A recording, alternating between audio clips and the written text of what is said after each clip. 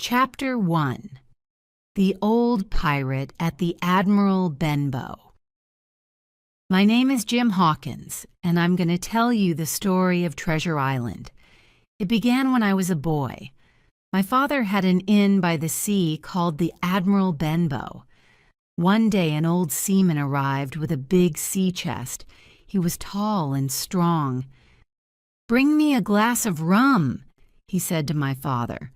"Are there many people here?" My father said no. "Good. I'll stay here.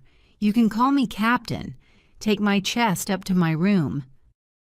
Every day he went to the cliffs and looked at the sea with his telescope. And every day he asked us, "Do you sometimes notice any seamen here?" We began to understand that he didn't want to meet any seamen. One day he said to me, "Tell me when you see a seaman with one leg, and I'll give you some money." Sometimes the old captain drank a lot of rum. Then he sang and he told us some horrible stories. He didn't pay us any money, so my poor father was unhappy and he became ill. One afternoon, Dr. Livesey came to see him. In the evening, the doctor smoked his pipe with some friends. The old captain was there. "Silence," he said. "I'm going to tell you a story." "Are you talking to me, sir?" said Dr. Livesey angrily. "Yes. You drink too much rum, sir," said the doctor. "One day you will die." The angry captain took a knife from his pocket. "Put that knife back in your pocket," the doctor said calmly, "or you will be arrested. I am also a magistrate." The captain put the knife in his pocket and sat down. He was very quiet that evening. That winter was cold, and my father became worse. One morning in January, a seaman arrived. "Is there a man called Bill here?" he asked. I said there was only the captain, and he was on the beach. Then the man waited behind the door, so when the captain came in, he didn't see him. "Bill!" The captain looked round quickly. His face was white. "You know me, Bill," the man said. "We're old friends." "Black Dog." "Yes, I've come to see you." "What do you want?" They sat at the table with some rum. The door was open and Black Dog sat near it. I couldn't hear their conversation. Then there was a lot of noise and the table and chairs fell over. I saw Black Dog with blood on his shoulder. Then he ran out of the door. The captain's cutlass had blood on it. "Bring me some rum, Jim," he said. When I came back with the rum, the captain was on the floor. His eyes were closed and his face was very white. Then Dr. Livesey arrived to see my father. He looked at the captain and said, "He drinks too much rum and so he's ill." Then he showed me a tattoo on the captain's arm. "Look, his name is written here," he said, "Billy Bones." After a few moments, the captain opened his eyes. "Now, Mr. Bones, don't drink rum again or you'll die," the doctor told him. We took him upstairs to his room and put him in his bed. At 12 o'clock, I went into his room with some medicine, but he said that he wanted a glass of rum. "But the doctor," I began. "Oh, the doctor. What does he know about me? Bring me one glass of rum, Jim, and I'll give you some money." "I don't want your money," I said, but I brought the rum. "How long must I stay in bed, Jim?" "The doctor says a week, but they know where I am now, and they'll come. They'll come. They want to kill me and take my sea chest. Jim, did you see that Black Dog today? He's a bad man, but the others are very bad, and they want my sea chest. You see, they are old Captain Flint's men, and they want to know where his treasure is. They're going to give me the black spot." "What's the black spot?" I asked. They always give you the black spot before they kill you. That evening, my poor father died. For a few days, my mother and I were very busy, and we didn't think much about the captain. The day after my father's funeral, a blind man with a stick stopped outside the inn and asked me if it was called the Admiral Benbow. I said yes. "Will you give me your hand, my young friend, and take me into the inn?" When I gave him my hand, he pulled me to him quickly. "Now, boy, take me to the captain." "I can't, sir," I said. "Oh, take me, or I'll break your arm." His voice was cold and cruel. I was very afraid of him, and I took him to the captain. The poor old pirate was very afraid, too. "Now, give me your left hand, Bill," the blind man said, and he put something in the captain's hand. Then he went out of the inn very fast. The captain looked at his left hand. There was a piece of paper with a black spot on it. 10 o'clock. They're coming at 10 and they'll kill me. We got 6 hours, Jim. We've still got time."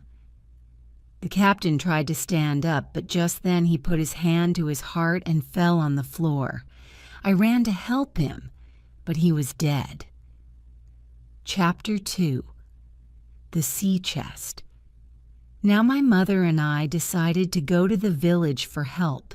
When we arrived, the people didn't want to return with us to the inn. They were too afraid. My mother said angrily, "Jim, we'll go back. We'll open the captain's sea chest and take our money." So a boy from the village went to find Dr. Livesey, and my mother and I went back to the Admiral Benbow. I locked the door. The dead captain was still on the floor. "We must find the key and open the chest," said my mother. I looked at the piece of paper near his hand. There was a message on it. "We're coming tonight at 10. I looked at the clock. It was 6. "We've got 4 hours, Mother," I said. I found the key in the captain's pocket. We went upstairs to his room, and my mother opened the chest. Inside there was a packet of papers and a bag. In the bag we found a lot of money, and my mother started to count it. But then I heard the sound of the blind man's stick on the road. He tried to open the door, but it was locked. Then he went away. "We must go, Mother," I said. "He'll tell the other men and they'll come here." "No," she answered. "It's only 7 o'clock. The captain must pay the correct money for his stay with us." And she continued to count the money. But soon we heard the voices of the pirates. We took some money and the packet of papers, and we ran out of the inn. Suddenly my mother stopped. "My dear, I can't run." "Oh, Mother," I said angrily, "why did you count all that money? Now they're going to kill us." Then she fell on my shoulder. Fortunately, we were near a little bridge. "Come, Mother," I said. "There's a bridge. We'll go under it, and the pirates won't see us." But I went back and stood behind a tree. I could see the road in front of our inn. Some men arrived. One of them was the blind man. "Go in!" he shouted at the men. They found the dead captain and the sea chest upstairs. One man opened the window of the captain's room. "Pew, the chest is open," he told the blind man. "Is the packet of papers there?" said Pew. "We can't see it." "The boy has got it," said Pew. "Look for them, you dogs. Find them and we'll all be rich." "But we can take some money and go, Pew," said one man. Now the blind man was very angry. He tried to hit the other pirates with his stick. Then I heard the sound of horses. The pirates ran away very fast. In a minute there was only Pew on the road. "Don't leave me, mates," he shouted. Some men on horses came down the hill. Pew tried to run away, but he couldn't see. He fell down, he got up, he ran. But he ran into one of the horses and he was killed. The men on the horses were police officers. With them was the boy from the village. "What did these pirates want?" one of the officers asked. I replied, "I think they wanted this." And I showed him the packet of papers. "I want to give it to Dr. Livesey." "Yes, he's a good man. I'll take you to his house." Dr. Livesey was at the hall, Squire Trelawney's big house. The two men were in the library. "Good evening, Jim," said the doctor. "What are you doing here?" I told them everything. Then I gave the packet of papers to the doctor, and he put it in his pocket. After the officer left, he said to the squire, "Have you heard of a pirate called Captain Flint?" "Yes, a terrible man. The Spanish were very afraid of him." "Did he have any money?" "Don't you know the story of Flint's treasure? Nobody knows where he buried it." "Very well," said the doctor, and he opened the packet. There were two things in it, a book and a piece of paper. On the first page of the book was the name Billy Bones, mate. Then there were a lot of dates and sums of money. "This is an account book," the doctor said. "It shows how much money that buccaneer Billy Bones got." Then he opened the paper. It was a map of an island about 9 miles long and 5 miles wide. There were 2 big harbors and a hill called the Spyglass. There were also 3 crosses, 2 on the north part of the island and 1 in the southwest. Next to this one were the words, "A lot of the treasure here." "Livesey," said Mr. Trelawney happily. "Tomorrow I'm going to Bristol to buy a ship and find some men. Hawkins, you'll be the cabin boy. You, Livesey, are the ship's doctor. We'll find the treasure, and we'll all be rich." The doctor answered, "Jim and I will go with you, but the pirates also know about this paper, and they want the treasure, so we mustn't say a word about this map." "Livesey, you're right," said the squire. "I won't say a word." Chapter 3, Long John Silver. The squire went to Bristol, and I lived at the hall with Redruth, his servant. The weeks passed. Then a letter arrived from Squire Trelawney. It said that the ship was ready. Its name was Hispaniola, and it was a very good ship. But there were problems. The squire could find only 4 men. Then he met a man called Long John Silver, a seaman, and gave him a job as cook on the ship. The letter continued, quotation mark, "He's only got 1 leg, but he's a fine man. He found some men for me. They're good, strong men. Now we've got a crew, and I want to begin our voyage immediately. So come to Bristol quickly, Hawkins, with Redruth." The next morning, Redruth and I traveled to Bristol. It was a wonderful city and a big port with lots of ships. I was very excited because I was going to sail to an island and find buried treasure. When we saw the squire, he said, "The doctor is here. We're sailing tomorrow." Then he sent me to the Spyglass Inn with a note for John Silver. I knew Long John when I saw him because he had 1 leg. He was about 50, but very tall and strong. I remembered the old captain's words at the Admiral Benbow. "Tell me when you see a sailor with 1 leg." Was that sailor Long John Silver? "Mr. Silver, sir?" "Yes, my boy. And who are you?" Then he saw the note in my hand. "Oh, you're our new cabin boy. Hello." At that moment, a man ran out of the inn. I knew his face. "Stop him!" I shouted. "It's Black Dog. He's a pirate." "What?" Silver said. "A pirate here in my inn. I don't know his name, but I think I saw him here with a blind man."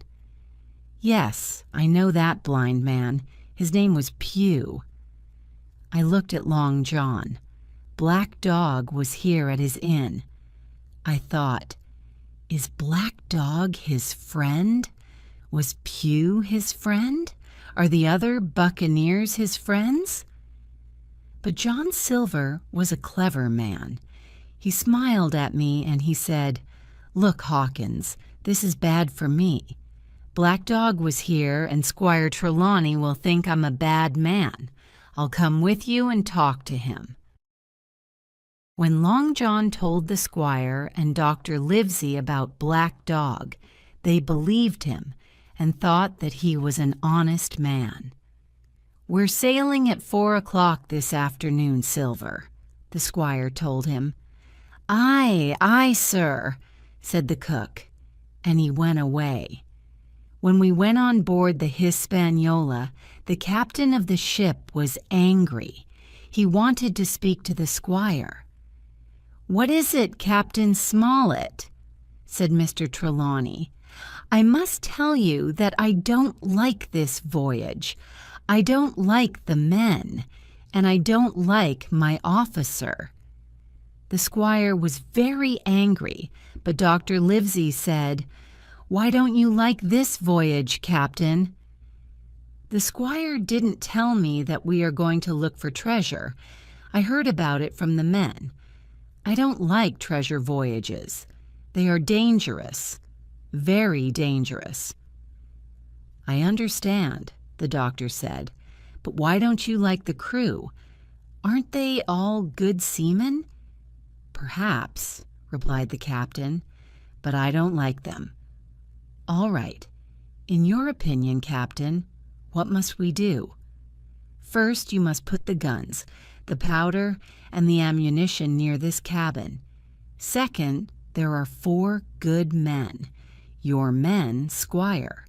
They can sleep here near your cabin." When Captain Smollett went out, the doctor said, "Trelawney, you have 2 honest men on this ship, Captain Smollett and John Silver." "John Silver, yes," said the squire angrily, "but not the captain, not him." When Long John Silver came on board, he said, "What's happening, mates?" "We're putting the guns and ammunition near the squire's cabin," answered one of the men. "Why?" Just then the captain arrived. "My orders," he said. "Now go down and cook the supper, my man." "Aye, aye, sir," answered Long John, and he went to the kitchen. "He's a good man," the doctor said to the captain. "Perhaps, sir." Then the captain saw me and said, "Go down to the kitchen and help the cook." I really didn't like Captain Smollett. Early in the morning the ship was ready and we began our voyage to the island of treasure. John Silver could move very fast around the ship on his one leg. His friend Israel Hands told me he's very courageous, like a lion. All the men liked him. He did his work well. To me, he was always kind, and he was always happy when I came to the kitchen. In one corner, he had a parrot in a cage. "Welcome, Jim," he said one day. "My parrot, Cap'n Flint, says our voyage will be good." "Pieces of 8, pieces of 8, said the parrot.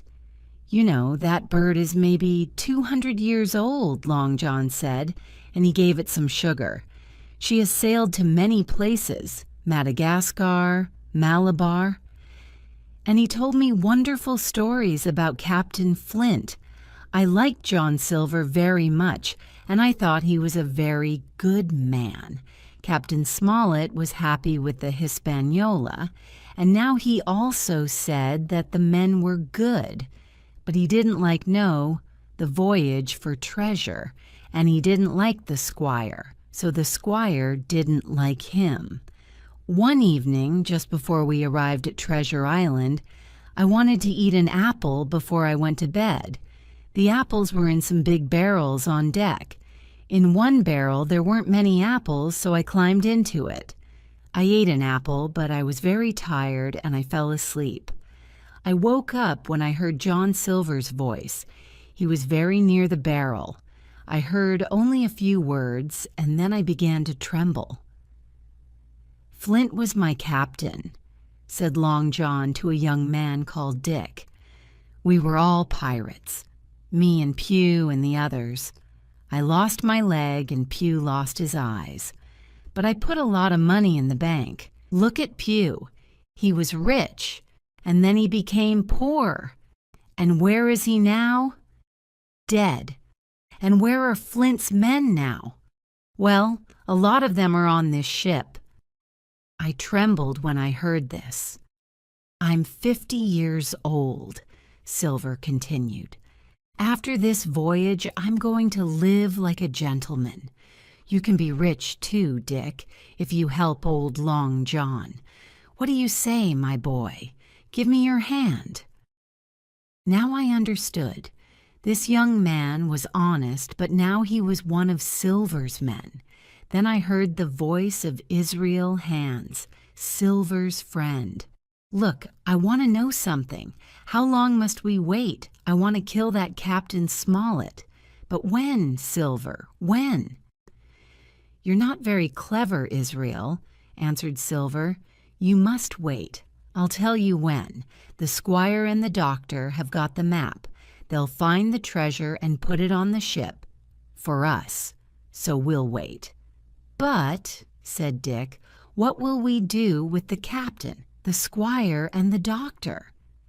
"That's a good question," the cook answered. "Well, what do you think? We can leave them on the island or we can kill them. Flint and Billy Bones always killed people. So I say to you mates, wait, and then kill them. Dick, get me an apple from this barrel." I felt very afraid when I heard this, but I couldn't move. Dick came near the barrel. Then Israel Hands said, "Don't eat those bad apples. Let's drink some rum." When Dick returned with the rum, the pirates drank. Then a voice shouted, "Land ho!"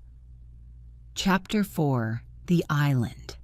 The pirates ran to look at the land. Quickly I climbed out of the barrel and followed them. In the light of the moon we could see 2 hills. "Who knows this land?" Captain Smollett asked the crew. "Me, sir," said Long John. The captain showed him a map of the island. "Is this the place?" Long John looked at the map with big eyes. But it wasn't the map from Billy Bones's chest. It was a copy, and there weren't any red crosses on it. Silver was angry, but he didn't show it. He smiled. "Yes, sir, this is the place." I wanted to tell my story to the captain, the squire, and the doctor. When Dr. Livesey asked me to go to the cabin and bring his pipe and tobacco, I said, "Doctor, I must speak to you. I have terrible news." The doctor's face changed, but he said, "Thank you, Jim. Go down to the cabin now." And then he went to the squire and the captain and spoke to them quietly. "Men," the captain said to the crew, "the doctor and I are going down to the cabin to drink some wine." Down in the cabin, I told them everything about Silver's conversation. They looked at me. They didn't move or speak. When I stopped, Mr. Trelawney said to the captain, "You were right and I was wrong. What can we do?" "We've got time because Silver is clever and he'll wait," said the captain. "I think we must attack the pirates first. How many men have we got?" "7, including Jim," said the doctor. "How many honest men are there in the crew?" "There are the 4 men that the squire found before he met Silver," the captain said. "But," said Mr. Trelawney, "Israel Hands was one of them.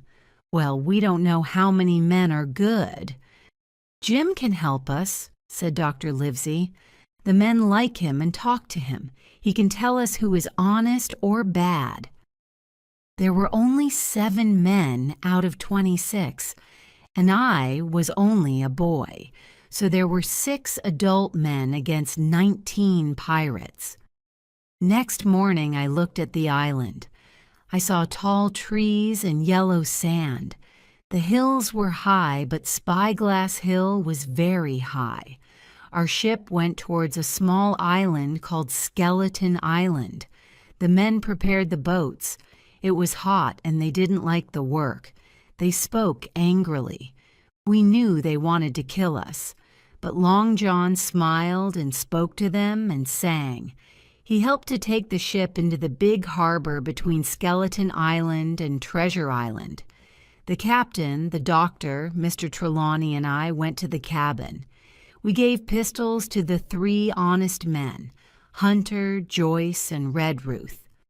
Then the captain went on deck and told the crew that they could go on the island for the afternoon. "Hooray!" shouted the men. They were happy now. They thought that the treasure was already in their hands. 6 men stayed on the ship. 13, including Silver, got into the boats. Then I had a crazy idea. I decided to go to the island in one of the boats. I didn't say anything to the doctor and the squire. When I climbed into the boat, nobody saw me. My boat arrived first. I got out and ran fast into the trees. A long way behind me, Long John Silver shouted, "Jim! Jim!" But I ran and ran. I stopped and looked around me. There were strange trees and flowers and birds. The sun was hot. I could see Spyglass Hill in front of me. Then I heard voices, and I went behind a tree. One of the voices was John Silver's. Now I was very afraid. I thought, "Jim, you were stupid to come to the island with these pirates, but you must help the doctor and the others." So I moved towards the pirates on my hands and knees. "Tom," said Silver, "I like you, mate, and I want to help you." The other man answered, "Silver, you're honest. I'm sure you don't want to be with these bad pirates. Not you." So this Tom was one of the honest men. Suddenly, there was a long, terrible scream. It came from far away.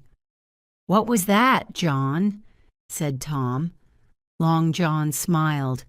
That was Alan. He's dead now." "They've killed Alan," Tom said. "John Silver, you were my friend, but not now. Kill me too, if you can." Then brave Tom walked away with his back to the cook, but he didn't go far. Silver held the branch of a tree and he threw his crutch. It hit Tom's back like a missile. He fell, and in a moment Silver killed him with his knife. I couldn't believe it. Now 2 honest men were dead. Then Silver called the other pirates. I ran away very fast. I thought, "They'll kill me. Goodbye to the Hispaniola. Goodbye to the squire, the doctor, and the captain." I was very near Spyglass Hill. There were a lot of trees around me like a forest. Suddenly, I heard a noise behind a tree. What was it? I didn't know, and I stopped in terror. Behind me were the pirates. In front of me was this thing. I preferred the pirates, and I began to run back. But the thing began to run too. It ran from tree to tree on 2 legs. It was a man. Was he a cannibal? I took my pistol and I walked towards him. Slowly he moved from behind a tree and he came towards me. Then suddenly he fell on his knees and he put his hands towards me. I asked him who he was. "Ben Gunn," he answered in a strange voice. I saw that he was a white man. His eyes were blue, but his face was very dark from the sun. His clothes were old and dirty.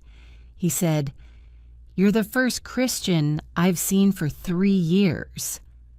"What happened?" I asked. "I was marooned." I knew this was a horrible thing. The buccaneers left him on the island, to live or to die. "What's your name, mate?" he asked. I told him. "Well, Jim, many years ago I was a good boy like you, but then I became bad, and I drank a lot of rum, and here I am on this desert island." Then he looked around him and said in a quiet voice, "Jim, I'm rich." I thought, he's crazy, poor man. Rich, rich, I tell you. But wait, Jim, is that Flint's ship down there? "No, Flint is dead, but some of the crew are Flint's men."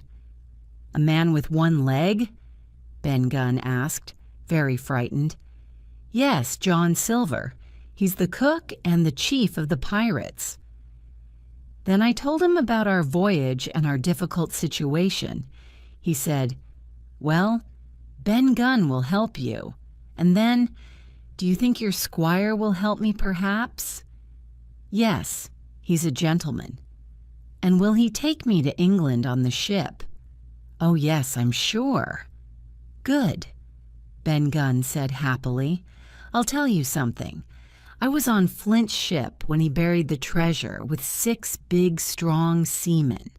Then he killed the 6 seamen. Well, Billy Bones and Long John asked him where the treasure was, but he didn't tell them. Then, 3 years ago, I was on another ship near this island.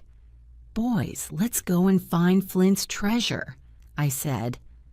But we couldn't find it. So the other men were angry with me and they left me on the island. You must tell the squire all this. Tell him I'm not a pirate. Eh, Jim? Tell him I'm a good man." "But how can I said. "I can't go on the ship now." "True," he said. "But I've got a boat, Jim. I made it with my 2 hands. It's under the White Rock." At that moment there was a great sound of cannons. "The battle has begun," I said. "Quick, follow me." And I began to run towards the harbor where the Hispaniola was. Ben Gunn came with me.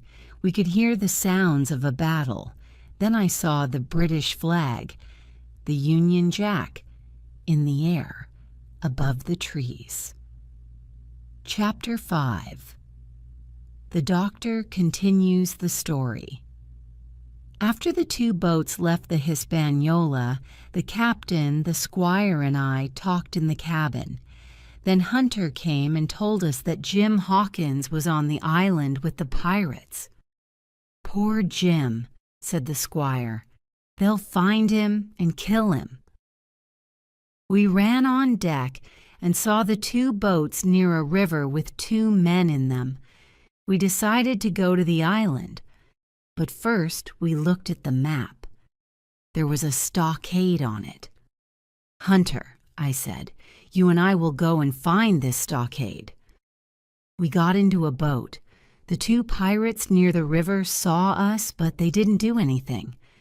We went towards the beach where the stockade was.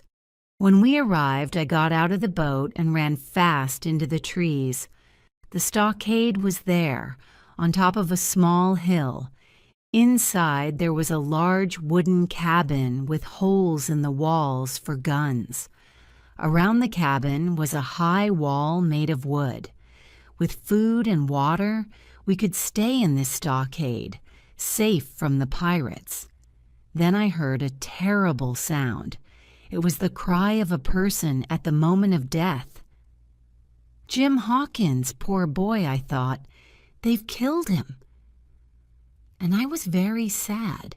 When we arrived back at the ship, the others also thought Jim was dead. Then we put lots of things in the boat. Guns, powder, ammunition, meat, biscuits, and cognac. There were 6 pirates on board. One of them was Israel Hands. With 2 pistols in his hands, the captain called him. "Don't do anything stupid, Hands, or we'll kill you." The 6 men ran away and hid in another part of the ship. When our boat was ready, we all got in and went towards the island. The men in the boat saw us, and one of them ran to tell Long John Silver. At the stockade, we put the things in the cabin. Then the captain, Redruth, and I went back to the Hispaniola and took more provisions. We worked very fast. Then the captain called to one of the pirates on the ship. "Gray," he said, "you're a good man. I know. Come with us. You've got 30 seconds. There was silence. Then we heard sounds of a fight, and suddenly Abraham Gray ran towards us. "I'm with you, sir," he said. Our boat was small. There were 5 men and a lot of things in it. The current was different now. It took us away from our beach. "We will never arrive at the stockade," I said. "Look, behind us and the ship," said the captain. The 5 men on the ship were busy with a big cannon. They were going to fire at us. "Mr. Trelawney," said the captain, "shoot Israel Hands." The squire fired his gun, but he didn't kill Hands. One of the other men fell. Now we saw a lot of pirates in one of the boats near the river. "The pirates are coming," said the captain. "Only one of the boats is coming," I said. "Perhaps the other pirates are running to the stockade." "Perhaps," the captain said, "but I'm frightened of that cannon. They're going to fire it." We were very near the beach when the pirates fired.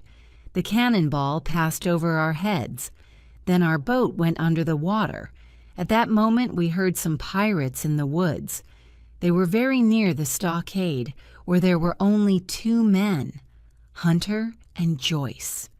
"Hurry, hurry," said the captain, and we ran quickly up the little hill towards the stockade. But the buccaneers were just behind us. 7 of them ran fast towards us. The squire and I fired our pistols and killed one of them, but Tom Redruth was shot. We took him into the stockade and put him on the floor of the cabin, and there brave Redruth died. We were all very sad. Suddenly, a cannonball exploded inside the stockade. All that evening, ball after ball fell, but they didn't hit us. Israel Hands couldn't see the stockade, but he could see the Union Jack above the cabin. That was dangerous. "We must take it down, Captain," said the squire. But the captain said no. 2 men went to the beach to bring the things from our boat. But the pirates were already there, and they were taking our things. The captain wrote in his logbook, "There are 6 of us now: Captain Smollett, Dr. Livesey, Abraham Gray, Squire Trelawney, John Hunter, and Richard Joyce. We came to this stockade on Treasure Island, and we have got provisions for 10 days. Thomas Redruth, the squire's servant, was shot by the buccaneers. Jim Hawkins, cabin boy. I also thought about poor Jim Hawkins. Where was he? An hour later, somebody called from the woods behind the stockade. "Doctor, Squire, Captain, Hunter, is that you?" I ran to the door of the cabin. It was Jim Hawkins. He was safe. Chapter 6. Jim Hawkins continues the story. When Ben Gunn saw the Union Jack, he stopped. "That's Flint's old stockade," he said. "Are your friends there?" "I don't know," I replied. "Perhaps it's the pirates." "No, their flag is the Jolly Roger. It's your friends." "Good. Now I can go to them," I said. "Are you coming with me?" "No, mate. Old Ben Gunn isn't stupid. First you must tell the squire about me, and he must promise to help me. Tell him to come and find me." "All right, I'm going now." Then a cannonball exploded near us. I ran away in different directions. For an hour, a lot of cannonballs fell. I was very frightened and stayed in the woods. In the evening, I arrived at the beach and I saw the Hispaniola with the black Jolly Roger, the pirate's flag. The bombardment stopped. I waited for a while, and then I decided to go to the stockade. When I stood up, I saw a high white rock and some trees near the sea. That's Ben Gunn's White Rock, I thought. Now I know where his boat is. Then I ran to the stockade. I told my story to my friends in the cabin. When I finished, it was evening and the wind was cold. I was very tired, but the captain gave us all some work. 2 men went to find wood for the fire, and the doctor cooked some food. I was a guard at the door. After a while, the doctor talked to me about Ben Gunn. He wanted to know where he was. He said, "I've got a piece of Italian Parmesan cheese. It's very good. I'd like to give it to Ben Gunn." After our dinner, we talked. There was only a little food, so we knew that we must kill the pirates quickly. We could hear them. They were sitting by the river about half a mile away. They were singing around a fire. I was very tired and I fell asleep. When I woke up, there were voices. "Look, it's Long John Silver," somebody said. "He's coming here with a white flag. He wants to talk." The captain said, "Stay here, men. Guns ready." Then he called to the pirate. "What do you want?" "Captain Silver wants to speak to you," said John Silver. "Captain Silver? I don't know him. Who's he?" The men said, "I'm captain now. After you left the ship, sir. Can we talk?" "I don't want to talk with you, Silver. You can come in if you want, but don't try to do anything stupid." "I give you my word, sir." So Silver threw his crutch over the wall. He only had 1 leg, but he climbed into the stockade very well. Then he came up the small hill and arrived at the cabin. The captain told him to sit down. "On the sand?" Silver said. "Yes, on the sand, Silver. You can't come into the cabin. Now, what do you want to say?" Long John sat down. "You did very well last night, Captain. My men and I were very surprised. You came and killed one of them. He was full of rum and he was asleep, but you won't do it again, Captain." The captain didn't understand this, but I remembered Ben Gunn. Did he kill one of the pirates last night? Well, now there were only 13 of them. Silver continued, "You've got the map. We want it, Captain." The captain smoked his pipe calmly. "We know that, my man, but you can't have it." Long John was angry, but he smoked his pipe too. "Now, here's my idea, Captain," he said. "You give us the map. When we get the treasure on the ship, you can sail with us. I give you my word that you'll be safe. But if you don't like that idea, you can stay here and we'll give you some of our food. When I see a ship, I'll tell the captain to come here. What do you say, Captain Smollett?" "Is that all?" the captain said. "Now you listen to me, Silver. You must come here with all your pirates and without any guns. I promise I'll take you to England for a fair trial. If you don't do this, we'll kill you. All of you. Now go, quickly." Silver was furious. He stood up with his crutch. "You dogs!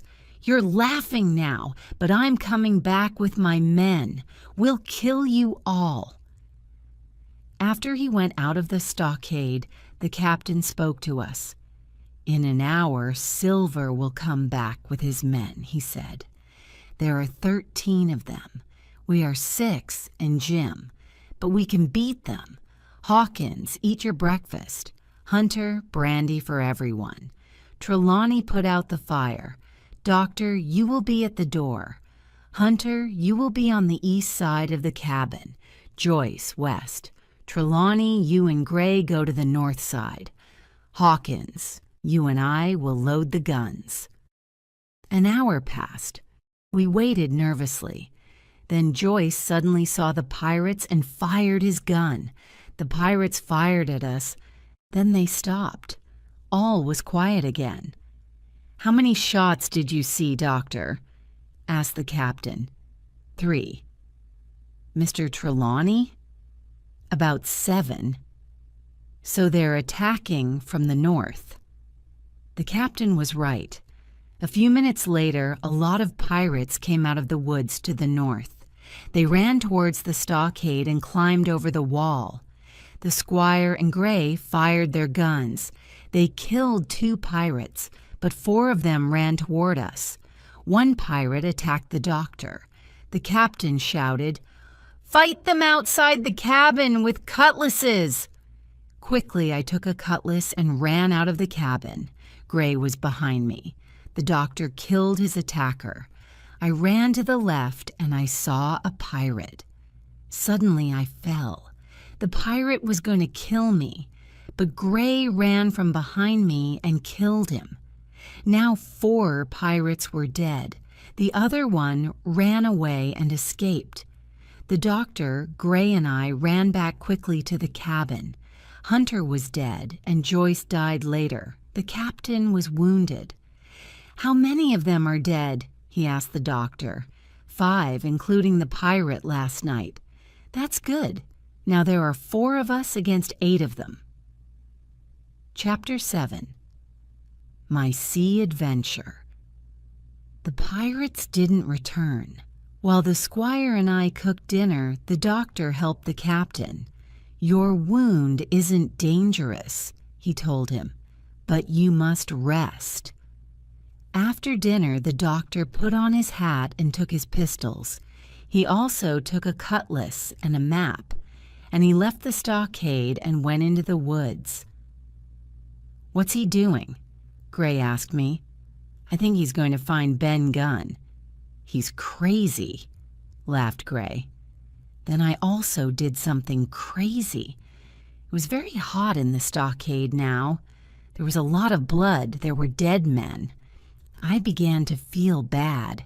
I wanted to leave and go into the woods like the doctor. So I put a lot of biscuits in my pockets and I took 2 pistols. Then I ran out of the stockade and into the trees. Nobody saw me. Yes, I was crazy.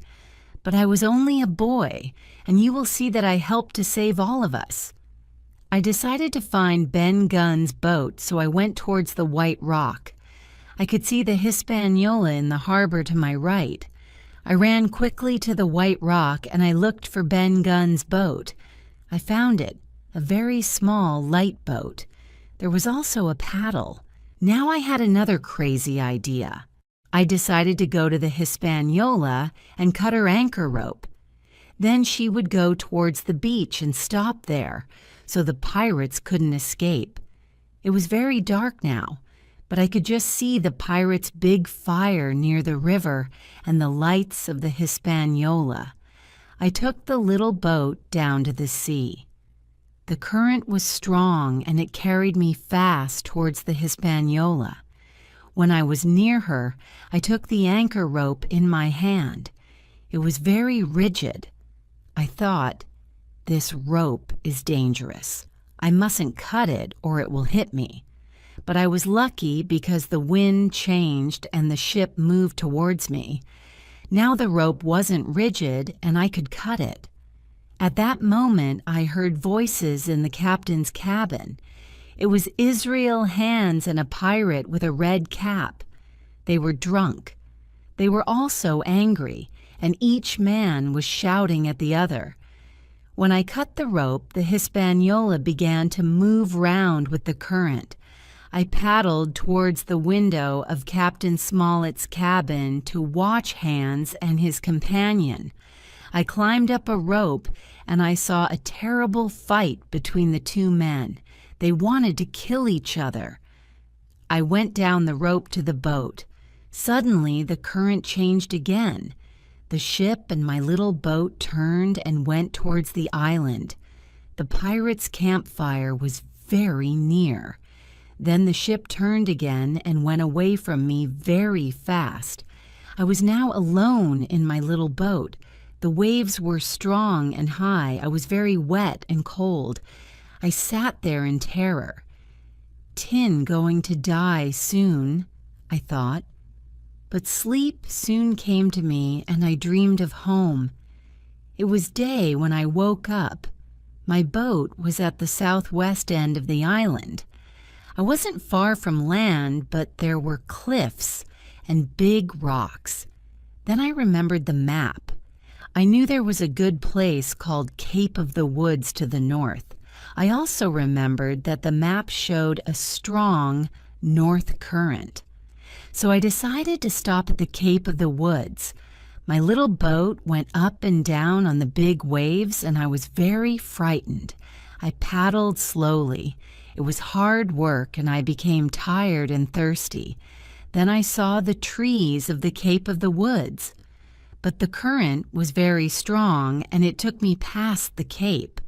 Suddenly, I saw the Hispaniola in front of me about half a mile away. Now the pirates will kill me, I thought. But the ship was moving strangely. She sailed and stopped, and she turned north, south, east, west.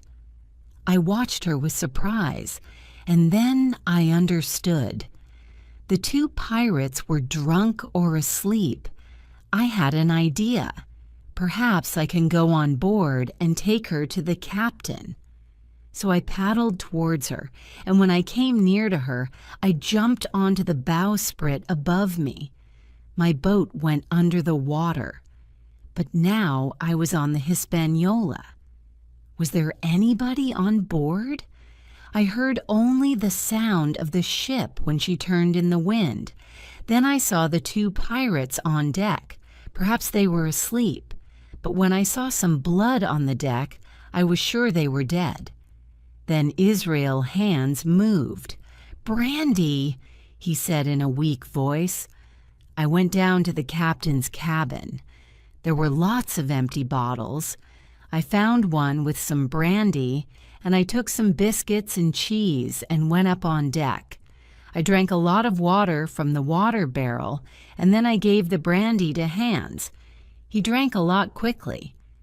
I sat down and began to eat. "What happened here?" I asked. Hans looked at the man with the red cap. "Well, that dirty dog is dead," he replied. "What are you doing here?" "This ship is mine now, Mr. Hans, so please call me captain." He looked at me, but he didn't speak. When I took down the black pirate flag, he said, "Shall we talk, Captain Hawkins? Me and this man here, O'Brien. We wanted to sail the ship back to the harbor where she was before, but, well, he's dead now." "Who is going to sail her? You?" "No, you can't do it. Give me food and drink and something for my wound. Then I'll tell you how to sail her." "We're not going back to the harbor," I answered. "Tin's sailing the ship to North Inlet, and I'm going to take her onto the beach there." "North Inlet?" "Yes, I'll help you to sail her there." "All right, tell me what I must do." And in a few minutes the Hispaniola began to sail north. I put a handkerchief on Hans' leg. He ate and he drank more brandy. Soon he was better. The ship was dirty and I cleaned it. But the eyes of the pirate watched me, and he smiled sometimes, a strange, bad smile. We sailed fast along the north of the island towards North Inlet. But we couldn't take the ship on the beach immediately, so we waited for the tide to change. Then Hans spoke. "Captain," he said with a strange smile, "will you go to the cabin and bring me a bottle of wine? This brandy is too strong." I didn't believe this, and I knew that he had a plan, but I also knew that he was stupid. So I went down below, but I didn't go to the cabin. I went to a place where I could watch Hans, and I was right. He went across the deck on his hands and knees. In front of him there was a circle of rope. He took a long knife out of it. The knife had blood on it. He put it in his pocket. So Israel Hands wanted to kill me. But I was safe for the moment. He won't kill me now, I thought. He'll wait because he can't bring the ship onto the beach without me. I took the wine to Hans and he drank some of it. Jim, cut me some tobacco, he said. I haven't got a knife. Jim, I'm going to die. Cut me my last piece of tobacco. So I cut him a piece. You're a bad man, Mr. Hands, I said. Oh? Why, Jim? Why? You killed this man, O'Brien. He answered, because I know that dead men don't kill. Amen. Now, Captain Hawkins, you listen to my orders and we'll sail this ship onto the beach. It was difficult, but Hans was a very good pilot. We went into North Inlet where the water was calm. There, said Hans. I can see a good beach. We'll put the ship there. At the right moment, he said, Now, beach her now, Jim. When the Hispaniola began to go fast towards the beach, I was excited, and I forgot about Israel Hands. He was behind me. Perhaps I heard something, and I suddenly turned my head. Hans was there, with his knife in his right hand. He was going to kill me, and I shouted in terror. When he came towards me, I ran behind the mast and took a pistol from my pocket. I tried to fire it at Hans, but it was wet with seawater. He came towards me. His face was red with anger. Just then the Hispaniola hit the beach. She fell on her side at an angle of 45 degrees, and Hans and I fell with her. I was on my feet very quickly, but now I couldn't run away because the deck was at a 45-degree angle. Quickly, I jumped onto the mast and climbed to the top. I sat on the crosstree and waited for Hans. He looked up at me, and he didn't know what to do. I loaded my 2 pistols. Then, with the knife in his mouth, Hans began to climb the mast. Don't come up, Mr. Hands, or I'll kill you, I said. He stopped. He tried to think, but he was slow and stupid. Then he took the knife from his mouth and said, Jim, I must kill you, but it's difficult for me to kill a boy like you. And suddenly his right hand moved fast, and the next moment the knife went into my shoulder. My 2 pistols fired, then they fell from my hands. There was a cry, and I looked down. Israel Hands was falling into the water. Then he was on the sand on the bottom of the sea, and he was dead. The knife was in my shoulder. There was a lot of blood on my coat and shirt. I felt very bad. When I tried to take the knife out, I began to tremble. And then, suddenly, it came out. I climbed down the mast and went to the cabin. My wound was small and it wasn't dangerous. I cleaned it and put a handkerchief round it. Then I went up to the deck.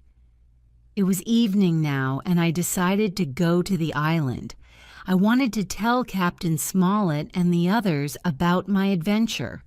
I wanted to tell them that the ship was ours now. So I left the ship and began to walk in the direction of the stockade. The night was very dark and it was difficult for me to see. Then the moon came up and I found the stockade. When I saw the red light of a fire outside the cabin, I stopped. This was strange. My companions usually made a fire inside the cabin. Slowly, quietly, I went towards the cabin on my hands and knees. At the door, I stood up and looked inside. It was dark. I couldn't see anything. I walked in. and suddenly a strange voice said, "Pieces of 8! Pieces of 8! Pieces of 8!" Captain Flint, Silver's parrot. I wanted to run away, but there was no time. "Who's there?" shouted Silver.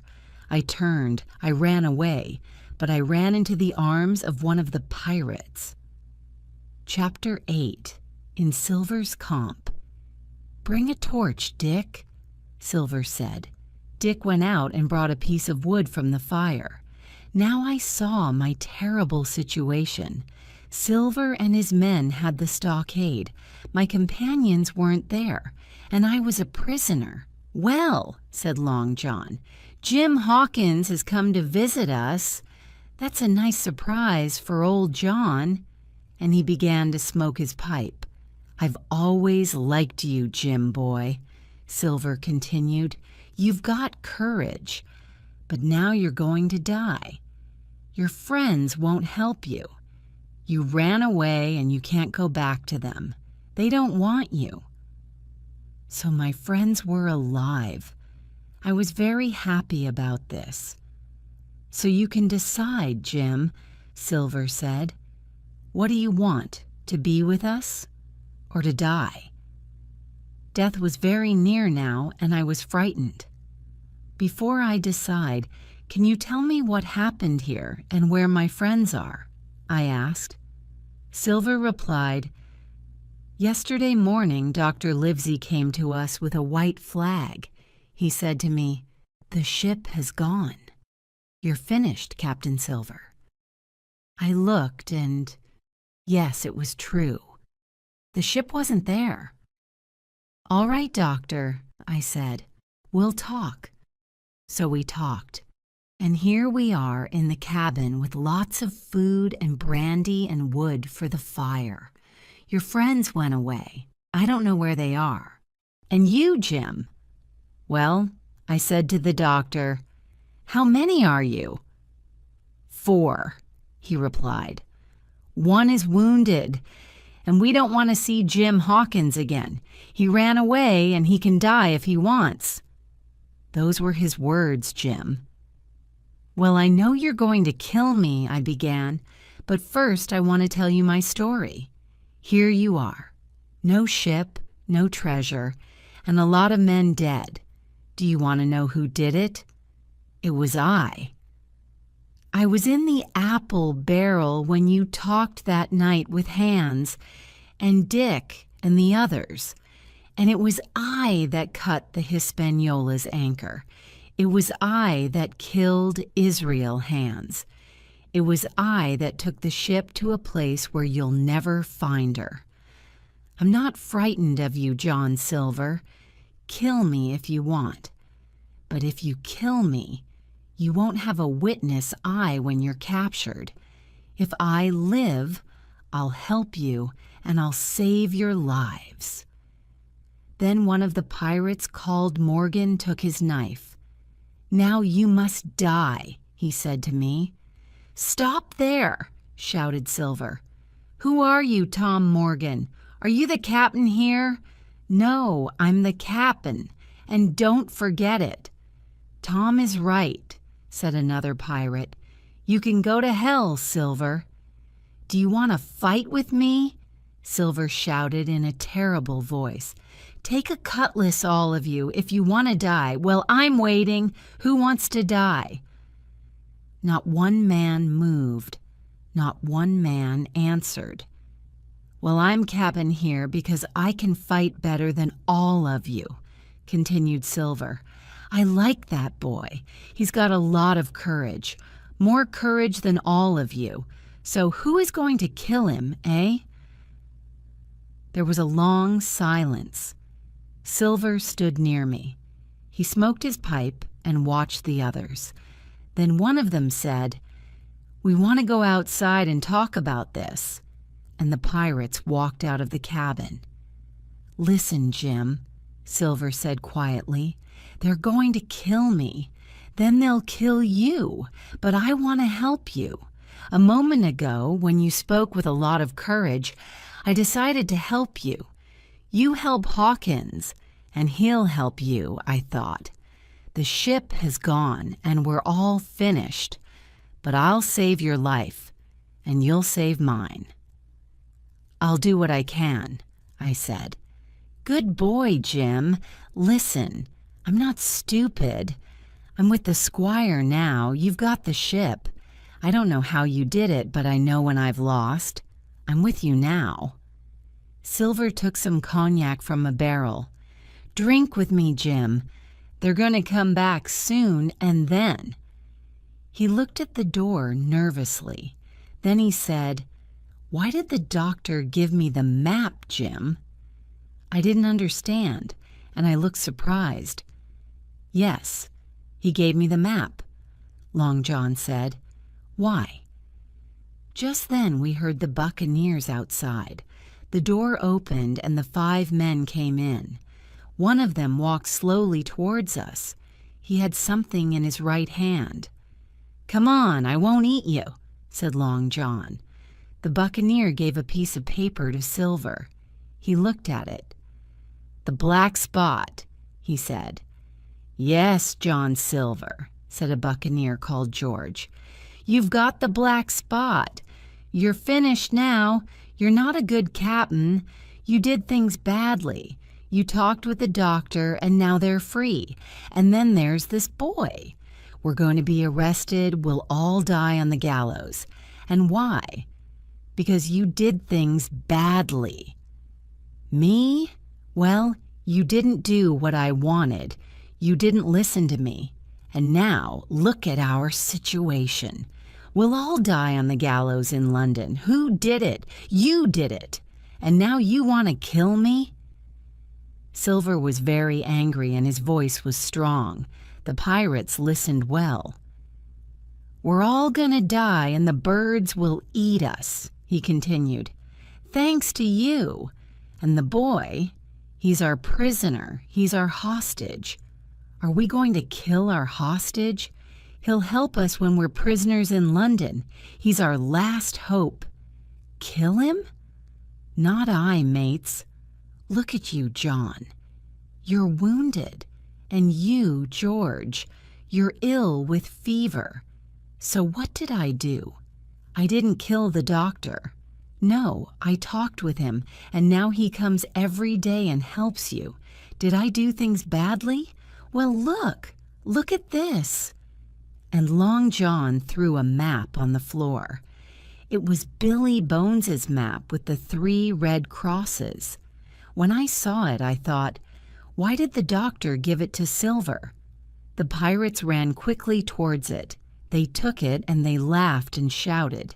But George said, How can we take the treasure with us? We haven't got the ship. And who lost the ship? Silver shouted at him. I got the map and you lost the ship. But I did things badly, eh? Speak to me politely, George Merry, or I'll kill you. He's right, said Morgan. Of course I'm right. But I don't want to be your captain. Find another captain. No, the pirates shouted. We want you, John. Well, mates, what shall I do with this black spot? I don't want it. Jim, you have it. A present from old John. That was the end of the conversation. After we all drank some brandy, we were ready to sleep. But I didn't sleep immediately.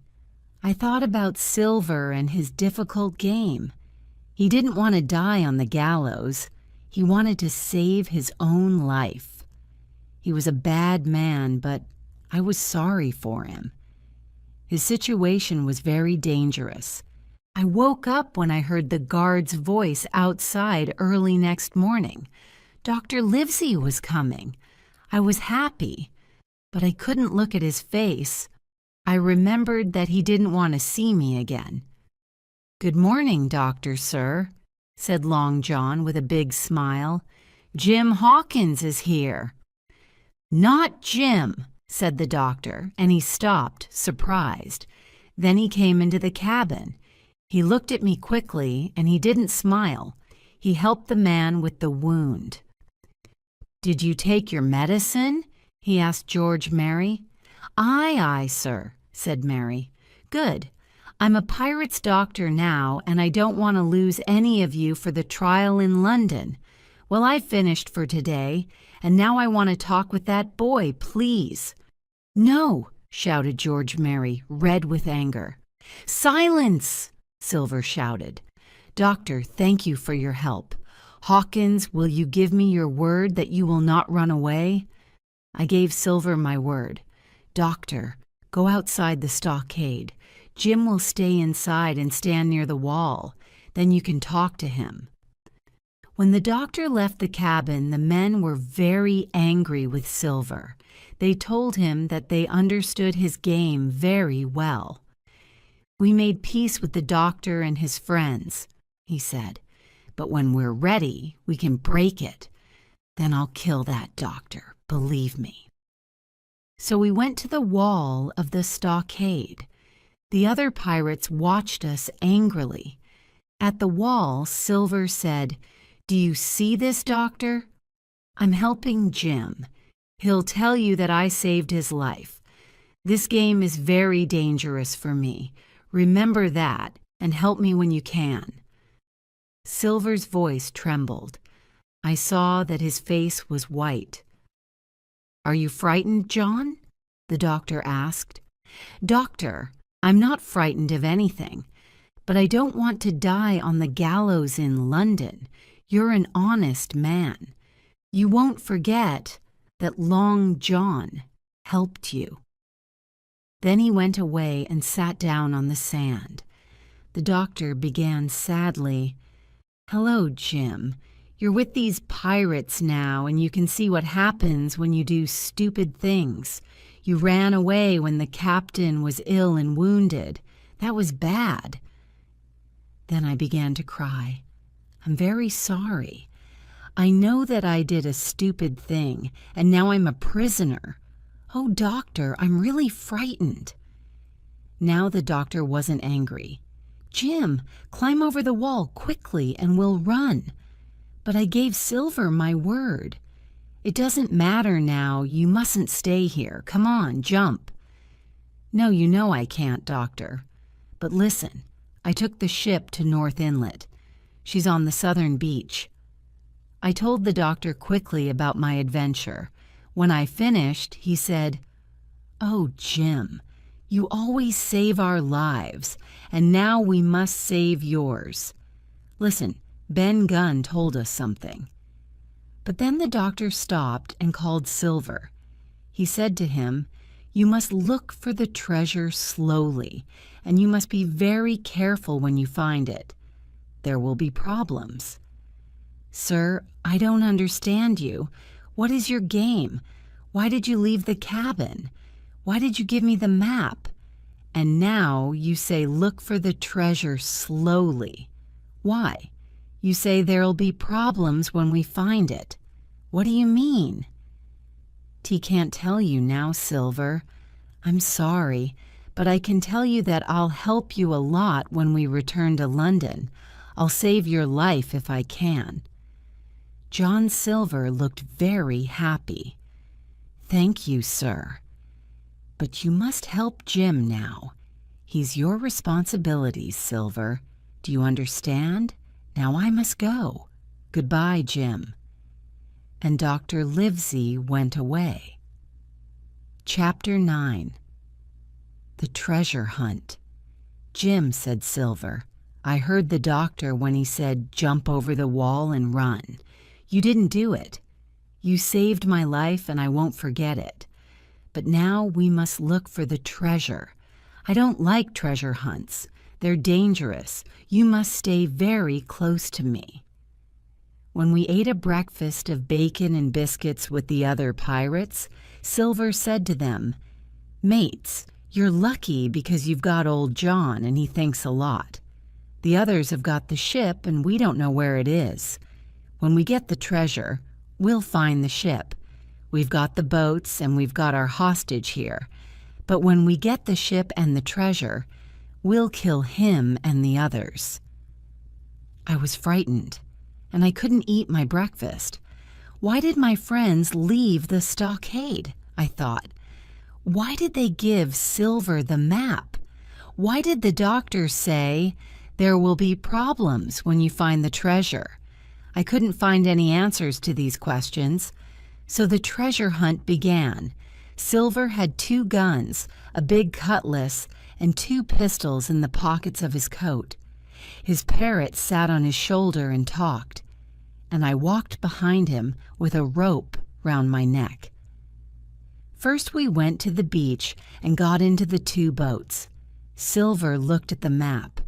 On the back were these words: Tall Tree, Spyglass Hill, points to the northeast, Skeleton Island southeast.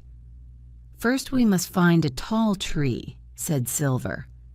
We went along the coast, and after a while we saw a high plateau near Spyglass Hill with a lot of trees on it. Some of the trees were very tall, so when we saw a good place to stop, we got out of the boats and began to climb towards the plateau. We went up slowly. Suddenly, one of the men in front of us shouted. We ran towards him. "Has he found the treasure?" said Morgan. "No," said another man. "He's very frightened."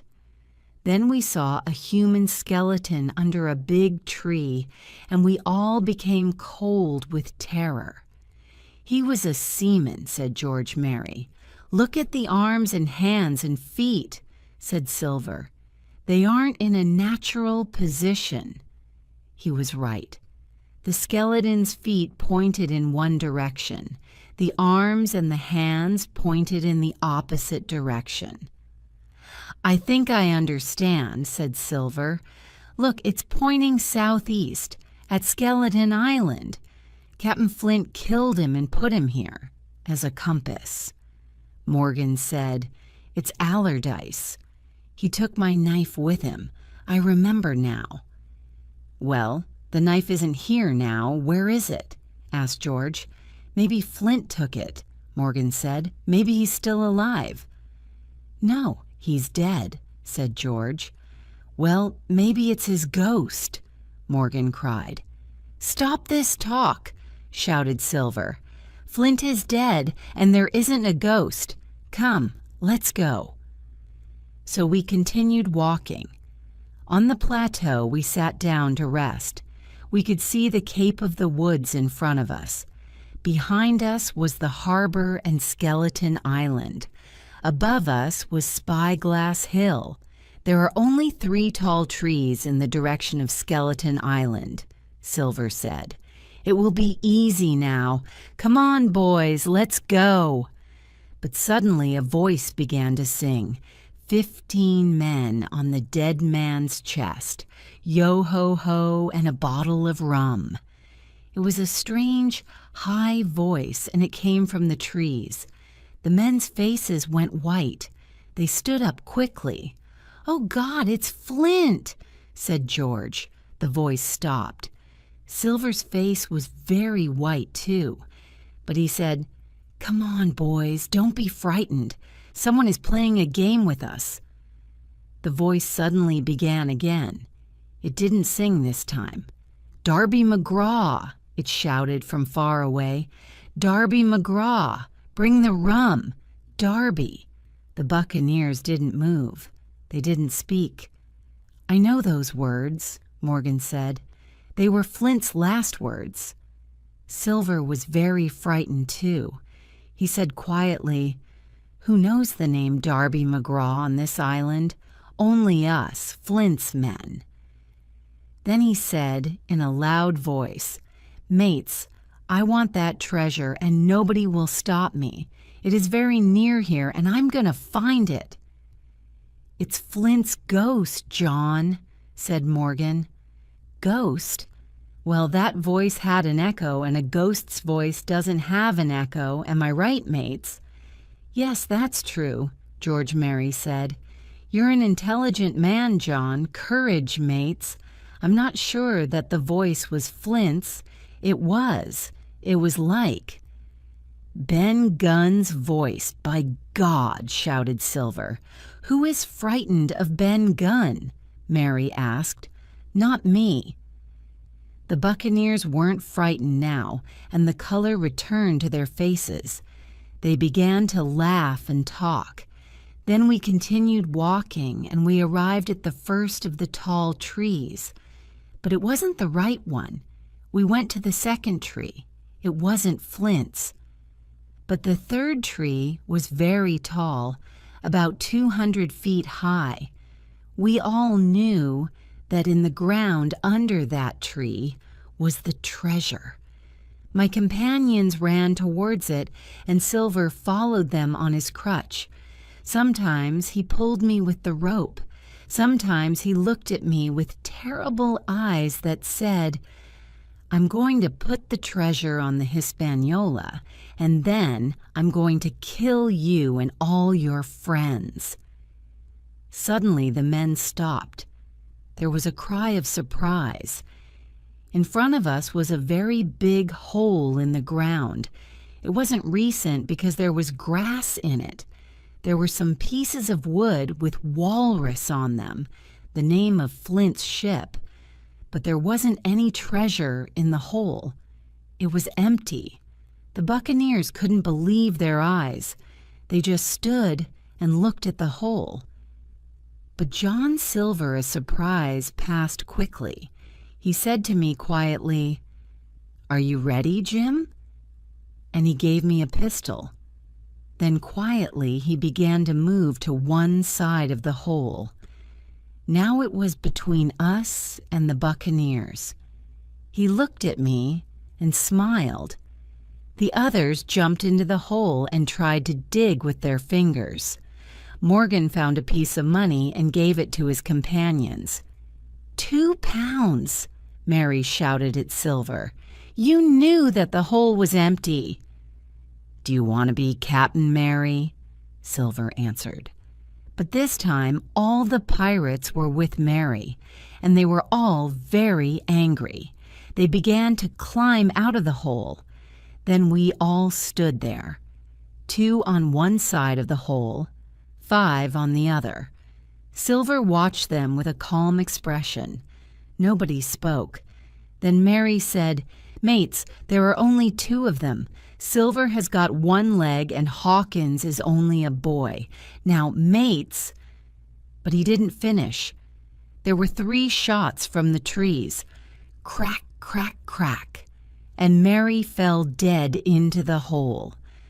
Another pirate fell dead too. The other 3 ran away. Just then the doctor, Gray, and Ben Gunn came out of the trees with their guns. "Quick, boys," shouted the doctor, "to the boats before the pirates get there." And we all ran into the trees. Silver ran very fast on his crutch. Then he shouted, "It's all right, doctor. Look, they aren't going to the boats." So we all sat down to rest. Soon we went down the hill towards the boats, and Ben Gunn told us his story. "I found the skeleton of Allardyce a long time ago, and I took his knife. And then 2 months ago, I found the treasure. I took it to a cave in a hill on the northeast of the island. It's there now." Then the doctor told us his story. "When I left the stockade, I went to find Ben Gunn," he said, and he told me his story.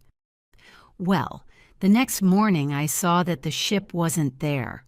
So I went to Silver and gave him the map because now I knew that it didn't show where the treasure was. Then the squire, the captain, and I went to Ben's cave. I didn't want to leave you with the pirates, Jim, but you ran away, so what could I do? Then I saw you at the stockade, and you told me your story. I knew that your situation was very dangerous, so I ran back to the cave. Gray, Ben, and I took our guns. We wanted to arrive at the big tree before you and the pirates, but you were a long way in front of us. So Ben tried to stop the pirates. He shouted in Captain Flint's voice, and the pirates stopped. So we arrived at the tree first, and we waited for you. When we found the boats, the doctor destroyed one of them, and we all got into the other. Then we went towards North Inlet. We passed Ben Gunn's hill and saw his cave. We continued for 3 miles, and then we suddenly saw the Hispaniola. She wasn't on the beach in North Inlet. The sea came in and carried her away, the doctor said. But she's all right. Gray, you can stay on her tonight and guard her. So we got out of the boat on the beach at Rum Bay, near Ben's cave, and Gray went to the Hispaniola. When we arrived at the cave, the squire met us. "John Silver," he said, "you're a very bad man, but the doctor told me that we mustn't arrest you. You're a lucky man, Silver." "Thank you very much, sir," said Long John. "Don't thank me, my man. I wanted to arrest you." We went into the cave. Captain Smollett was near a big fire, and then I saw Flint's treasure in a corner, lots and lots of gold. For dinner that night we had Ben's goat and some wine from the Hispaniola. We were all very happy, and Silver sat with us. He talked and laughed. Early next morning, we took all the treasure to the beach. Then Gray and Ben Gunn took it by boat to the Hispaniola. There was lots of it, and we worked all day for 3 days. On the 3rd night, the doctor and I walked on the hill. We heard some voices far away in the night. "It's the 3 pirates," said the doctor. "They're all drunk, sir," said John Silver behind us. The doctor didn't answer, and he didn't look at Silver. The buccaneer was always polite to us now, and he always tried to do a lot of things for us. But nobody liked him. We didn't hear the pirates again, and we decided to leave them on the island. We left some food for them. Then we went to the Hispaniola and sailed her away. The 3 pirates watched us from the island. "Don't leave us here," they shouted. But we didn't take them. They were dangerous, and we didn't want any problems. Soon the island was far away, and then there was only the sea. I was very happy. With only 6 men, we couldn't sail the ship to England, so we went to a port in Spanish America. Lots of Indians came to our ship to sell fruit and vegetables. That night, we went to the town and we met an English captain. He took us to his ship for dinner, and it was very late when we arrived back on the Hispaniola. Ben Gunn was on board. He told us that John Silver wasn't there. "He went away in a boat a few hours ago," he said. "I'm sorry. You see, I helped him, but I did it to save your lives. I'm sure he wanted to kill you all. He took some of the treasure with him, about 500 pounds. "Well," said the captain with a smile, "I think that's cheap. Only 500 pounds, and we won't see Silver again." I'll finish my story quickly. We found some seamen and sailed to England. When the Hispaniola arrived at Bristol, we divided the treasure between us. Now Captain Smollett doesn't work. Gray saved his money, and now he has his own business. Ben Gunn got 1,000 pounds, and he lost it in 3 weeks. I don't know where John Silver is now. Perhaps he's living happily with his parrot, Captain Flint. Sometimes I dream about Silver and Treasure Island. Then I wake up suddenly with the voice of Captain Flint in my ears. "Pieces of 8, pieces of 8.